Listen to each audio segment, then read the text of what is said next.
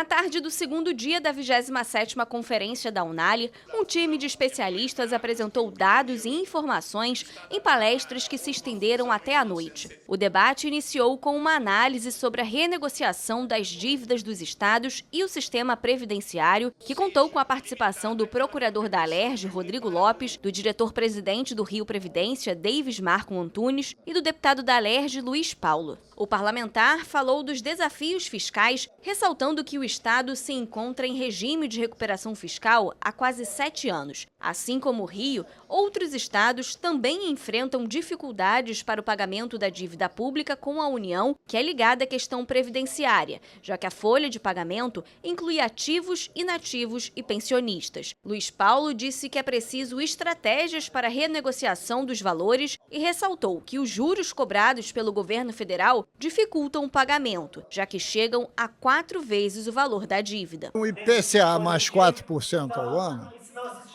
pode fazer qualquer extensão de prazo de pagamento que o Rio quebra do mesmo jeito. Quanto mais prazo, mais juros.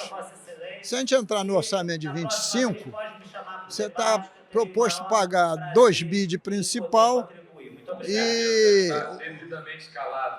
4 vezes mais que 8 de encargos da dívida. Ora, isso mostra claramente que você está pagando de juro 4 vezes o principal, não temos saída. Em mais um painel realizado na conferência da UNALI, os palestrantes abordaram a relação entre a neurociência e a educação.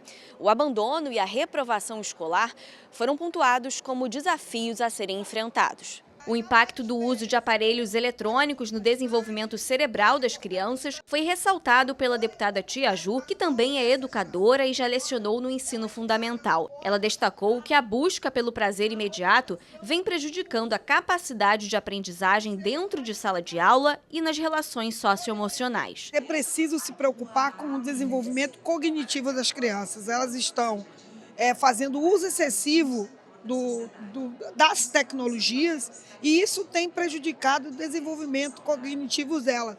Que desenvolvimentos são esses? A fala, o próprio desenvolvimento socioemocional. Elas têm dormido pouco por uso de joguinhos. Isso tudo afeta o desenvolvimento intelectual também das crianças. Elas estão com dificuldade de aprendizagem, por conta de sair da linha tênue que é o equilíbrio. O cenário de baixa aprendizagem, que leva a altas taxas de reprovação e abandono escolar, trouxe para o debate a necessidade de pensar o futuro da educação com inovações que atraiam o estudante para dentro das salas de aula. A gente tem de inovar na educação, a gente tem que fazer com que essa escola seja atraente e faça sentido para o nosso jovem, né? E para fazer isso, o professor precisa necessariamente entender um pouco mais como é que o cérebro aprende. Eu falei um pouquinho sobre isso, né? O quanto que cognição e emoção não andam descasados no cérebro, né? Tudo isso é conectado.